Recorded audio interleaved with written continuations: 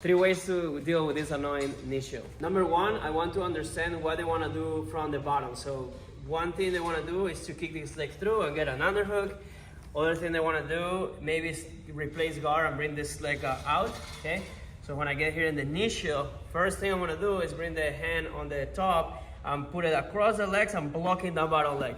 With this, it's going to be hard for them to take the leg out. Also, it's going to be hard to get an underhook. So if you try to kick the leg through and get an underhook, can because of this grip, okay? Now that I have this, I'm gonna fight the grip with this hand, so it can be on the arm, it can be on the collar. And what I'm gonna do here is when I smash the legs together, I'm gonna put a lot of weight with my hip. So if you see, keep the hook. If you see, I'm gonna have to deal with the hook that is on my leg. So what I'm doing here is putting a lot of pressure with the hip. I'm gonna guide my hip towards that direction, bring my heel to my butt, and circle my feet over her leg.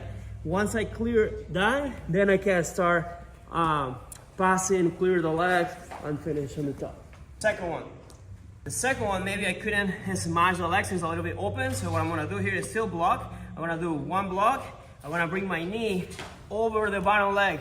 This one is also gonna get a grip on the arm or the collar. Keep the shield a little bit, here, boom. So now I'm still gonna put the weight, but now you see I'm not gonna work on the hook, I'm gonna work on slicing my knee and go shin to shin, boom, until I'm out. Now again, I'm gonna walk until my butt passes the leg, and then I can clear and finish my pass. And third, maybe I'm having trouble with both of them.